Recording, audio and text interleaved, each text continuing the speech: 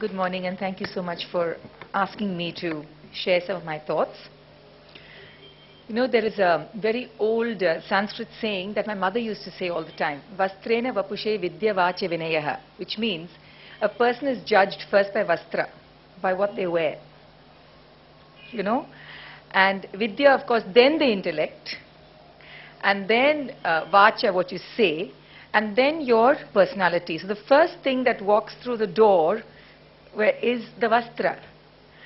So it's not just as important today, but it was always held in great importance.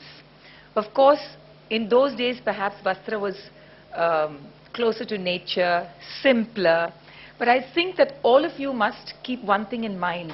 You must all feel very, very lucky to be born in this country, because we have such a surplus of images, motifs, shapes, colors.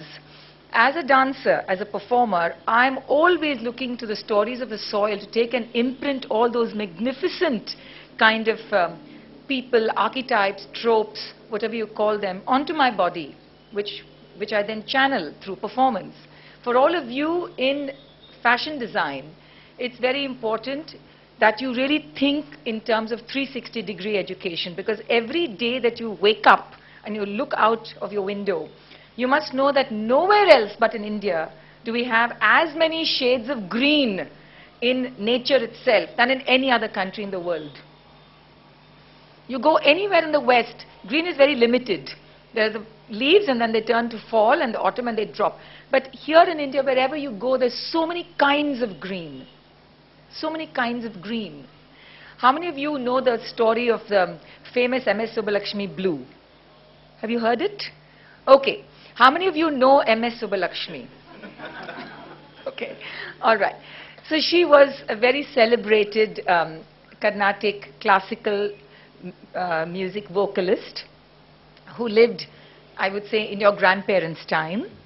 And she had a very, very interesting story herself. But her husband, Sadashivam, one of the founders of Kalki, a very iconic Tamil magazine, was her manager, and he was such a master manager that every time MS Subbulakshmi, or she was known as MS, every time she appeared on stage for an important concert, the weavers in Kanjipuram would be commissioned to weave a kind of a sari in a special color. And of course, there was no internet and all that information that all of you have now. So there was a whole generation of middle-class Tamil women who would fight to occupy the front few rows, because as the curtain opened, they would look at whatever MS wore. And within a few minutes, of course, there were no cell phones to send messages to the weavers, but they would rush the next day and order the same sari in the same color.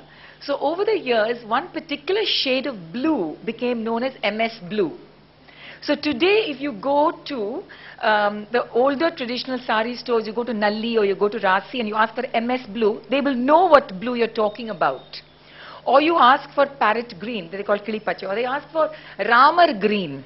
There is a green called Rama green. Or there is another green called Andal green or Meenakshi green. So the idea is just for all of you to fill your lives with just information. Don't stop reading. Not just Google, not just the internet, not just Vogue, not just Elle and W and the magazines, which give you one kind of inspiration. But understand that as you grow older, this very wide bandwidth is going to sort of narrow, but it's going to deepen. What we call a deepening bandwidth is what I refer to as wisdom. So all this information you may not use directly in your work in fashion, but absorb it because it goes into your computer chip. And you won't know when you can draw from it. Your geography is your history.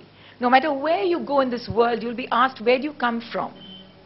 And you'll have to say you come from, if you want to say India, you want Kerala, and somehow you'll need to carry with you a resonance of that geography. You will be far more respected if you use and transplant and morph and alchemize your geography, your history into your